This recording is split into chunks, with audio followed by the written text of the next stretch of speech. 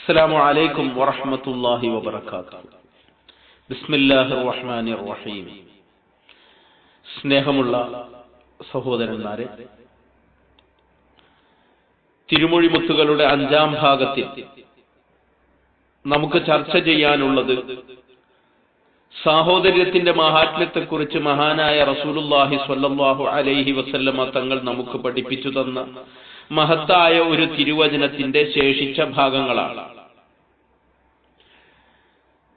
കഴിഞ്ഞ 2 ഭാഗങ്ങളിൽ നാം വിവരിച്ചത് സാഹോദര്യത്തെ സംബന്ധിച്ചും അത് എങ്ങനെയാണ് പുലർത്തേണ്ടത് എന്നതിനെ സംബന്ധിച്ചും മുത്തുനബി പഠിപ്പിച്ചു തന്ന വിവരങ്ങളാണെങ്കിൽ, ഇന്ന് നാം വിശകലനം ചെയ്യുന്നത് അത്തരത്തിൽ സാഹോദര്യബന്ധം പുലർത്തിക്കഴിഞ്ഞാൽ അതുമൂലം നമുക്ക് ലഭിക്കുന്ന ഭൗതികവും പാരത്രികവുമായി അള്ളാഹു നമുക്ക് നൽകുന്ന പ്രതിഫലത്തെക്കുറിച്ചാണ്, അതിന്റെ നേട്ടത്തെക്കുറിച്ചാണ്.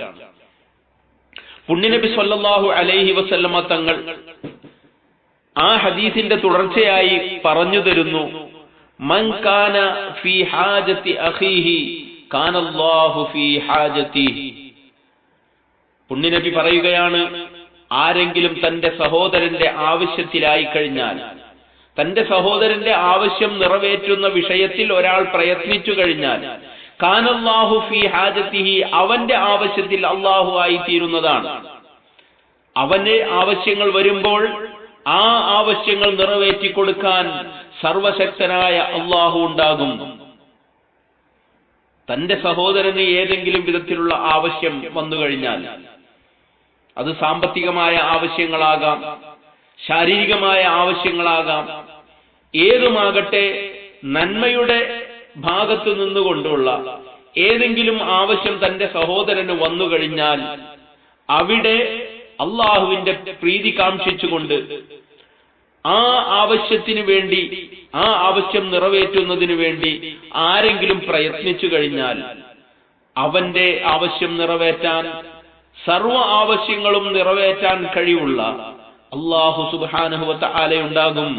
നമുക്ക് നമ്മുടെ ജീവിതത്തിൽ പല പല ആവശ്യങ്ങളും വരും. സാമ്പത്തികമായ ആവശ്യങ്ങൾ ഉണ്ടാകും, മറ്റു പല ആവശ്യങ്ങളും ഉണ്ടാകും. അതെല്ലാം വരുമ്പോൾ അള്ളാഹുവിന്റെ സഹായം നമുക്ക് ലഭിക്കണമോ എങ്കിൽ, നമ്മുടെ സഹോദരങ്ങളുടെ ആവശ്യം വരുമ്പോ അത് സ്വന്തം ആവശ്യത്തെ പോലെ പരിഗണിച്ച് അവർക്ക് കഴിയാവുന്ന വിധത്തിൽ ആ ആവശ്യം നിറവേറ്റാനുള്ള, നമ്മെ കൊണ്ട് കഴിയുന്ന വിധത്തിൽ ആ ആവശ്യം നിറവേറ്റാനുള്ള സഹകരണം നമ്മിൽ നിന്നുണ്ടാകണം. നമ്മളെ കൊണ്ട് കഴിയുമെങ്കിൽ ആ ആവശ്യം നിറവേറ്റി കൊടുക്കണം. സാമ്പത്തികമായി നമ്മളെ കൊണ്ട് സഹായിക്കാൻ കഴിയുമെങ്കിൽ, സൗജന്യമായി ചെയ്യാൻ കഴിയുമെങ്കിൽ ചെയ്യുക, അല്ലെങ്കിൽ കടമായി കൊടുക്കുക. അങ്ങനെ ആവശ്യം നിറവേറ്റുന്നതിന് നമ്മൾ പ്രയത്നിച്ചാൽ അള്ളാഹുവിന്റെ സഹായം നമുക്കുണ്ടാവുന്നതാണ്. പിന്നെ നബി സല്ലല്ലാഹു അലൈഹി വസല്ലമ തുടർന്ന് പറയുന്നത്, വമൻ ഫറജ അൻ മുസ്ലിമിൻ ഖുർബതൻ ഫറജല്ലാഹു അൻഹു ബിഹാ ഖുർബതൻ മിൻ ഖുറബി യൗമൽ ഖിയാമ. ഒരു മുസ്ലിമിന്റെ വേദന അകറ്റിക്കൊടുത്താൽ, വിഷമം ദൂരീകരിച്ചു കൊടുത്താൽ, അല്ലാഹു സുബ്ഹാനഹു വ തആല നാളെ ഖിയാമത്ത് നാളിൽ, ആ ഖിയാമത്ത് നാളിന്റെ വിഷമങ്ങളിൽ നിന്ന് ഒരു വിഷമം അവന് ദൂരീകരിച്ചു കൊടുക്കുന്നതാണ്. ഈ ഭൗതിക ലോകത്ത് നമ്മൾ ജീവിക്കുന്ന വേളയിൽ നമ്മുടെ സഹോദരന്റെ ഏതെങ്കിലും ഒരു ദുഃഖം അകറ്റിക്കഴിഞ്ഞാൽ, പാരത്രിക ലോകത്ത് ഒരുപാട് ദുഃഖങ്ങളിൽ നിന്നൊരു ദുഃഖത്തെ അല്ലാഹു തആല നമുക്ക് അകറ്റി തരുന്നതാണ്. ആരാരും സഹായത്തിലില്ലാത്ത, എല്ലാവരും സ്വന്തം നഫ്സിനെ കുറിച്ച് മാത്രം ചിന്തിക്കുന്ന ആ ഖിയാമത്ത് നാളിൽ സ്വന്തം മാതാവ് മക്കളെ അറിയുന്നില്ല, പിതാവ് മക്കളെ അറിയുന്നില്ല, മക്കൾ പിതാവിനെ അറിയുന്നില്ല, ഭാര്യ ഭർത്താവിനെ അറിയുന്നില്ല, ആരും ആരെയും അറിയാത്ത വിധത്തിൽ സ്വന്തം കാര്യങ്ങളിൽ മാത്രം ഒതുങ്ങി നിൽക്കുമ്പോൾ, നഫ്സി നഫ്സി എന്ന് മാത്രം വിളിച്ചുകൊണ്ട് കേഴുമ്പോ, നമ്മുടെ വേദനകൾ അകറ്റാൻ അല്ലാഹു സുബ്ഹാനഹു വ തആല ഉണ്ടാകണമെങ്കിൽ, അഥവാ നമ്മുടെ വേദനകൾ അല്ലാഹു തആല അകറ്റണമെങ്കിൽ, ഈ ഭൗതിക ലോകത്ത് ജീവിക്കുമ്പോൾ നമ്മുടെ സഹോദരങ്ങളുടെ കണ്ണീരൊപ്പാൻ നമ്മൾ തയ്യാറായാൽ മതി. അല്ലാഹു ഉണ്ടാകും നമ്മുടെ വിഷമം അകറ്റാൻ. ഈ ഒരു ഹദീസ് ഉപസംഹരിച്ചുകൊണ്ട് പുണ്യനബി സ്വല്ലല്ലാഹു അലൈഹി വസല്ലമ നാം ജീവിതത്തിൽ എപ്പോഴും ഓർത്തു വെക്കേണ്ട ഒരു മഹത്തായ സന്ദേശം നൽകുകയാണ്. പുണ്യനബി പറയുന്നു, വമൻ സത്തറ മുസ്ലിമൻ സത്തറഹുല്ലാഹു യൗമൽ ഖിയാമ. ആരെങ്കിലും ഈ ഭൗതിക ലോകത്ത് ജീവിക്കുമ്പോൾ ഒരു മുസ്ലിമിന്റെ ന്യൂനതകൾ മറച്ചു വെച്ചു കഴിഞ്ഞാൽ, ഒരുപാട് ന്യൂനതകൾ ഉണ്ടാകും. മനുഷ്യന്മാരായി കഴിഞ്ഞാൽ പല വിധത്തിലുള്ള ന്യൂനതകൾ ഉണ്ടാകാൻ സാധ്യതയുണ്ട്, പലതും നമുക്കറിയാനുള്ള സാധ്യതയുണ്ട്.